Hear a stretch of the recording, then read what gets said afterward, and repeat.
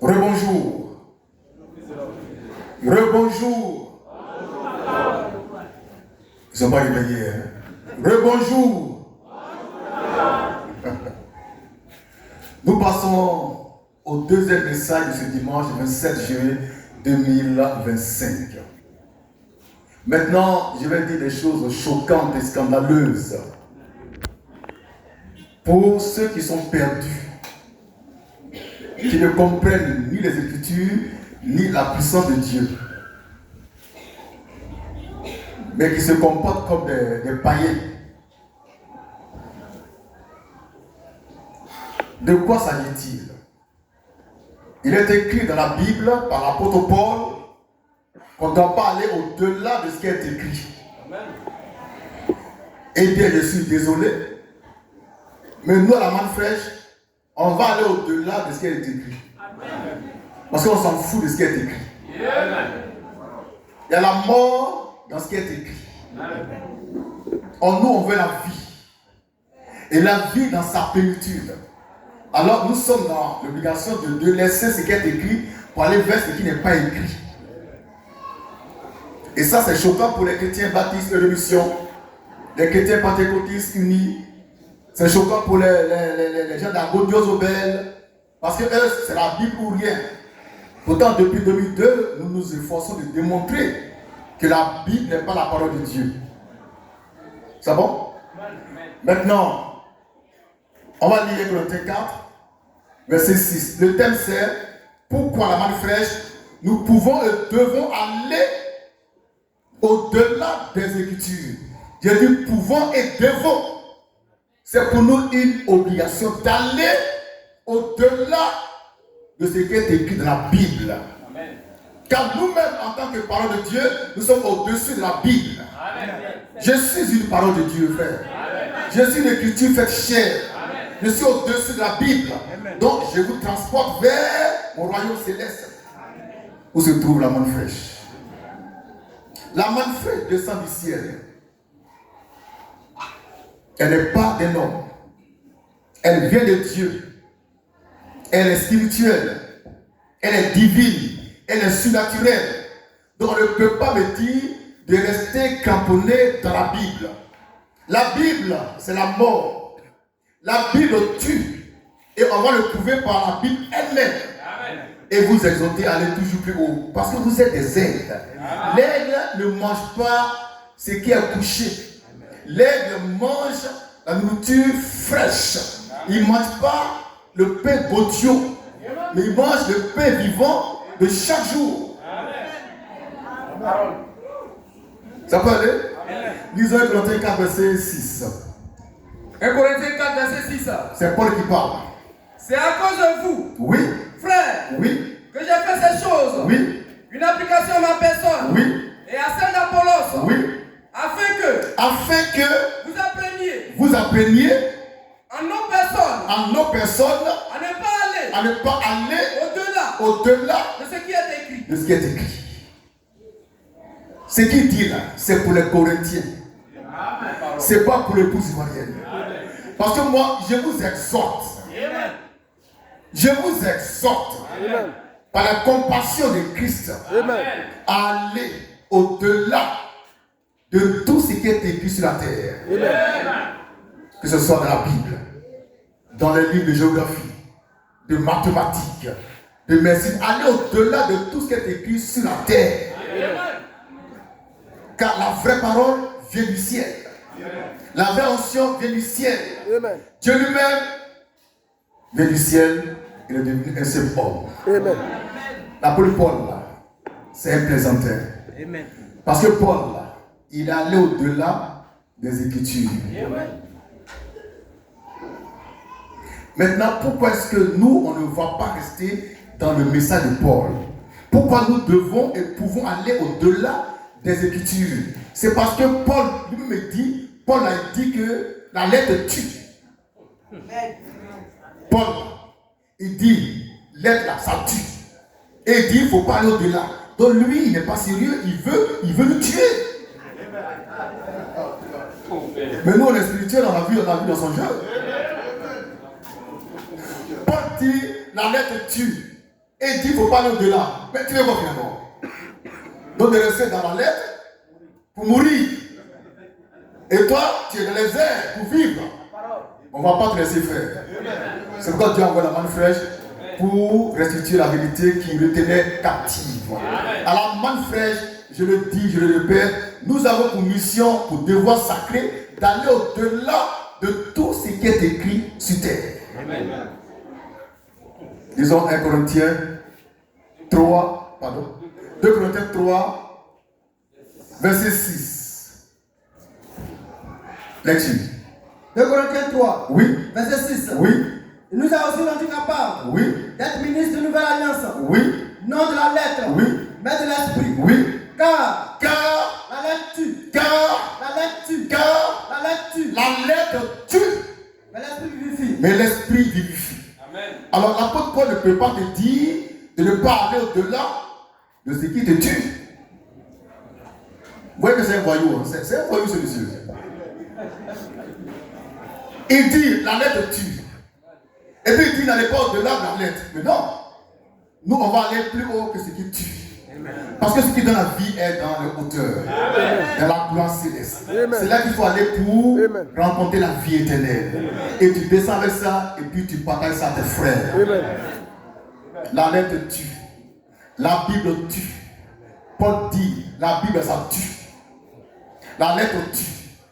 Donc ce qu'il a écrit là, ça tue. Amen. Tout ce qui est couché entraîne la mort. Amen. À moins que celui qui l'a couché soit encore vivant. Amen. Pour lui donner la vie. Amen. Oui, il y a un mystère, Dieu voulant qu'on va révéler un jour, qui a été déjà révélé. C'est le mystère de la mort et de la résurrection des Écritures. L'Écriture qui meurt, on peut la faire revivre. Mais il faut être appelé pour faire ça. Et ça, c'est le mandat du Fils de l'homme. Il a pouvoir pour faire revivre ce qui est écrit et qui est mort. C'est bon? Amen. Maintenant, lisons 2 Corinthiens 3.3. 2 Corinthiens 3.3. Pour montrer pourquoi on doit aller au-delà des Écritures. Au-delà de tout ce qui est écrit. 2 Corinthiens 3.3. Lecture. 2 Corinthiens 3. Oui. Verset 3. Oui. Vous êtes manifestement une lettre de Christ. Écrite par notre ministère. Non. Avec de l'encre. Oui. Mais avec l'esprit du Dieu vivant. Vous êtes une lettre de Christ rendue manifeste et vivante. C'est pourquoi vous devez aller au-delà de ce qui est écrit. Vous êtes vivant. Vous êtes puissant. Vous êtes merveilleux. En vous, il n'y a pas de péché. Mais pourquoi voulez-vous rentrer dans la lettre qui tue? Papa et maman, que chacun se tienne toujours dans la hauteur. Amen. Laissez la place au retour, au pied de la montagne. Vous restez au sommet de la montagne. Et là-bas, faites entendre la voix de la manne fraîche.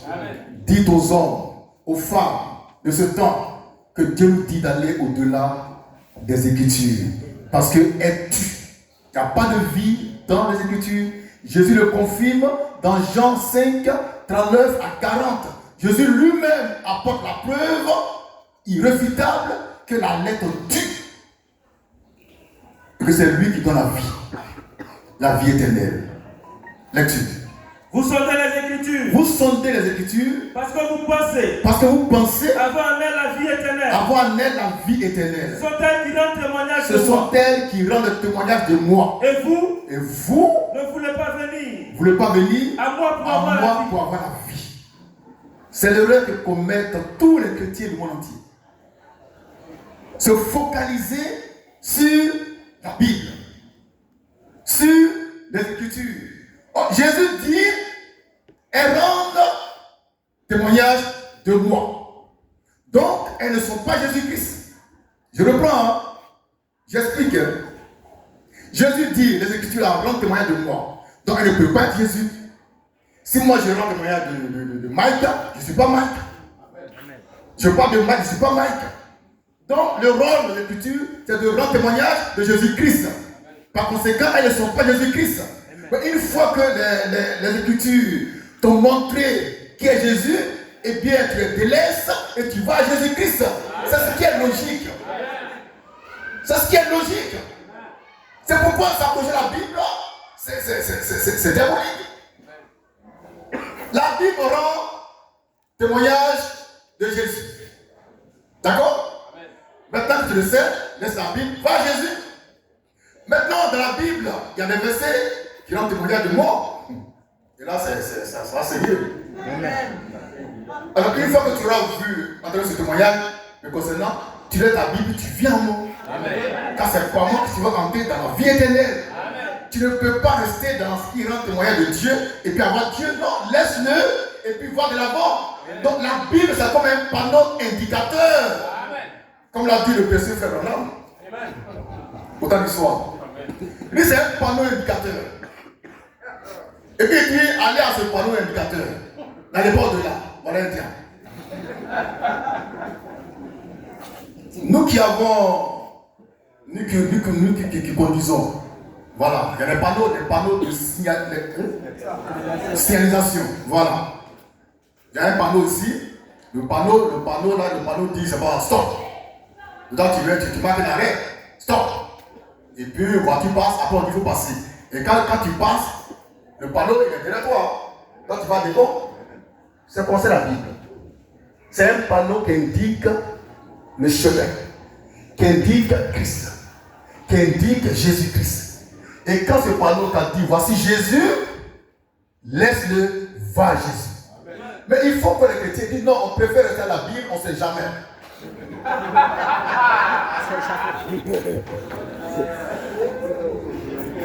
Regardez Jean-Baptiste. Il avait ses disciples à lui. Avant que Jésus ne soit baptisé par lui. Il baptise Jésus le lendemain. Il était à ses disciples. Quand il voit Jésus. Et puis il dit à ses disciples, voici l'agneau de Dieu qui ôte le péché du monde. En même temps, ils l'ont quitté pour aller vers Jésus. Amen. Ça, c'est les vrais gars. Ils ont quitté Jean pour aller vers Jésus. Il a dit, voici l'agneau. Ah, c'est lui qui est l'agneau. Ok, toi t'es qui? Non, on va à l'agneau. Alléluia. Et ils sont partis à l'agneau de Dieu en laissant leur prophète derrière. Aujourd'hui, personne ne veut laisser son prophète derrière. Il a dit où on bouge ensemble, où on meurt ensemble. Non. Les Écritures ne sont pas vivantes.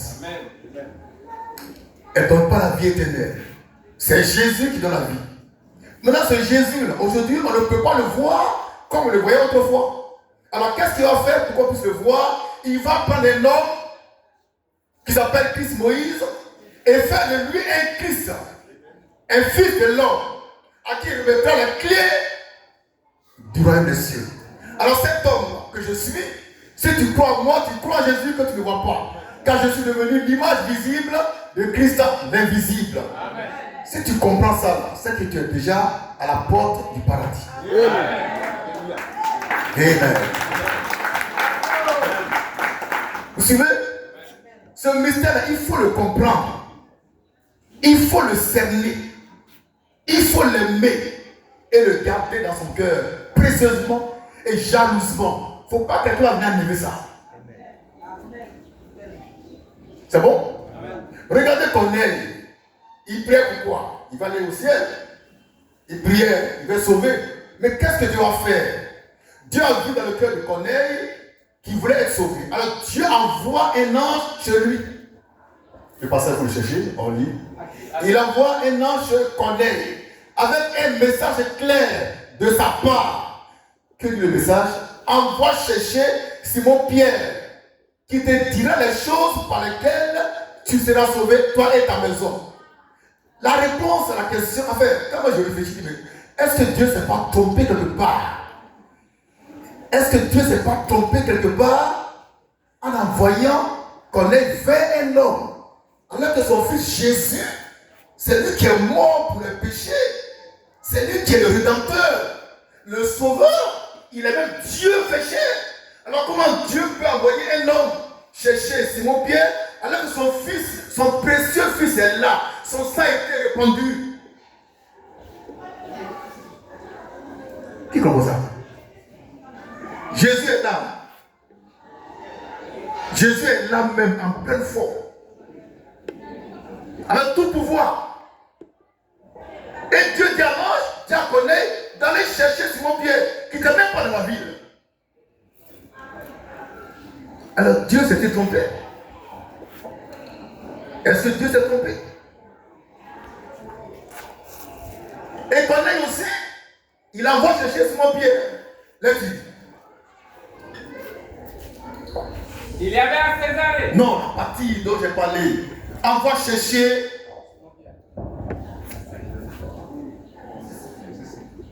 On dit ça pour les païens, hein, sinon on a rien à foutre ça. Envoie maintenant des hommes à Jopé. Et fait venir Simon. Sinon mais Pierre. Pierre. Acte 11, verset 13, dit quoi? Cet homme nous raconta Comment il avait vu dans sa maison. comment il avait vu dans sa maison. L'ange se présenta à lui. L'ange de Dieu se présentant à lui Et disant, envoie à Jopé. Et fait venir Simon. Sinon mais Pierre. Qui te dira Les choses. par lesquelles tu seras sauvé, toi Et toute ta maison. et toute ta maison. Est-ce que Dieu s'est trompé de personne? Parce que Simon-Pierre n'est pas mort pour quelqu'un. Je reprends. Simon-Pierre là, ce n'est pas son sang qui a été versé pour nous. D'accord? D'accord? D'accord? Répondez, hein, parce que l'heure est grave.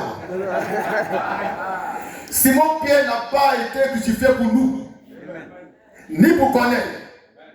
Mais pourquoi Dieu envoie l'ange diaconé, va chercher Simon-Pierre, quelqu'un dont le sang n'a pas été répandu pour les péchés? Pourquoi lui? Pourquoi? Pourtant Jésus était là, prêt à agir. Dieu ne s'est-il pas trompé? Ça peut faire l'objet de notre tableau, hein? Est-ce que Dieu ne s'est pas trompé par hasard? En orientant Corneille, c'est un faux chemin. Amen. La plus parole. Mais Dieu ne s'est pas trompé. Amen. Dieu il sait que avec Jésus-Christ homme, il a fini. Et que Jésus lui a remis les clés du ciel à l'apôtre Pierre. Donc Dieu il traite avec celui qui détient pour l'heure les clés du royaume des cieux. Amen. Et comme Pierre avait ces clés-là, il dit à Corneille, va chercher Simon Pierre. Quand il viendra, il te dira les choses par lesquelles tu seras sauvé, toi et ta maison. Et quand Pierre est venu, il est venu avec les 7 clés du royaume des cieux. Amen. Et quand il est arrivé, il a utilisé une seule clé, la première. La première, il a ouvert la porte du ciel. Et quand ça a été ouvert, de façon instantanée, le Saint-Esprit est tombé sur Corneille et sa maison. C'est par là qu'ils sont rentrés dans le royaume des cieux. En entrant d'abord dans le petit royaume de Dieu qui était sur terre et qui est né dans la chambre haute. Est-ce que vous me suivez? Donc il faut un homme. Il faut suivre un homme que Dieu a envoyé. Sinon tu es perdu. Acte 9. Le cas de saut de tasse. On va terminer par là. Acte 9, 10 ou 13. Où Dieu dit à saut de tasse, va dans la ville, on te dira ce que tu dois faire. Là-dessus. Acte 9, verset 6. Oui. Tremblant. Oui. Et saisi de foi. Oui. Il dit, Seigneur, Oui. que veux-tu que je fasse? Oui. Et le Seigneur lui dit, L'apôtre Paul, qui s'appelait entre-temps saut de tasse, a été frappé par une lumière. Il est tombé par terre et puis il dit, Seigneur, Seigneur, que veux-tu que je fasse? maintenant écoutez la réponse du Seigneur. Et le Seigneur lui dit, Oui, lève-toi, lève-toi, entre dans la ville, entre dans la ville et on te dira et on te dira ce que tu dois faire. ce que tu dois faire. Mais pourquoi le Seigneur, séance tenante, n'a pas dit à Paul ce qu'il doit faire? C'est tout simple. Mais pourquoi il dit entre dans la ville et puis il ne donne même pas le nom d'Ananias. Il dit on te dira on te dira pronom impersonnel. On te dira. On te dira. Aucune précision. Aucune précision. On te dira. Oh, dans on là, il y a la parole. Il y a la précision. Alléluia. Pendant qu'il parlait comme ça à Saul de Tarse, le même Jésus parlait à Ananias. Tu vas t'envoyer quelqu'un qui s'appelle Saul de Tarse. Quand tu le verras, tu vas le reconnaître. C'est lui que j'ai choisi. Tu vas le oindre. Il va recevoir mon nom pour aller prêcher l'évangile. Communication. Communication entre Jésus, Saul de Tarse, Jésus, Ananias. Amen. Et Saul de Tarse entre la ville, il croise Ananias. Il n'a pas croisé Jésus, hein? Il a croisé Ananias. Il a croisé Ananias, un homme. C'est pas Jésus qui l'a croisé. Jésus, c'est de la lumière.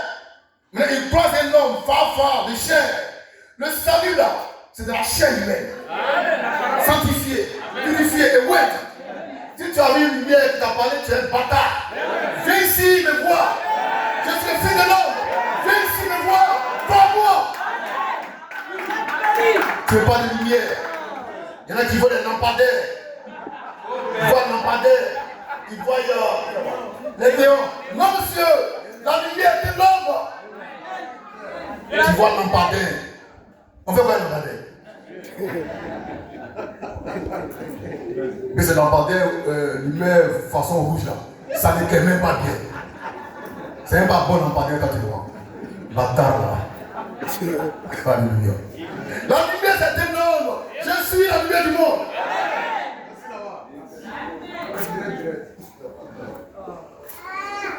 Et je détiens les clés du royaume des cieux. Aujourd'hui, c'est moi qui ai le pouvoir d'ouvrir et de fermer le ciel, le paradis. Papa, ce moment, nous devons aller au-delà des Écritures pour entrer dans la vraie parole qui descend du ciel à l'aube avec la rosée du matinal.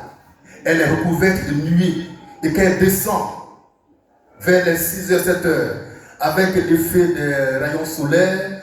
On commence par découvrir son identité et puis on commence par voir qu'en fait c'est un homme dont les pieds commencent à apparaître. Amen. Oh, la parole. La parole. La parole. Les gens cherchent Dieu dans les nuages.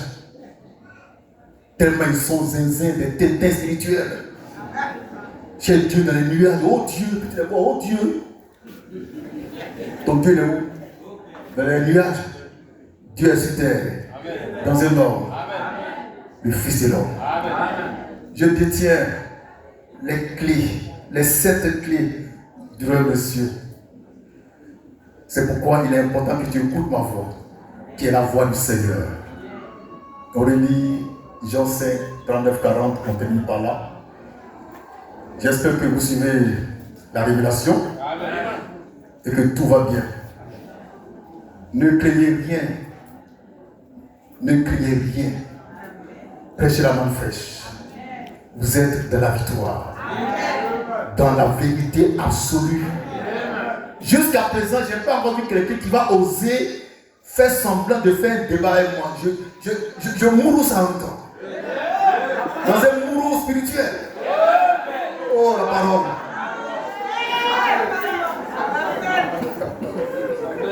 Amen. On peut lire.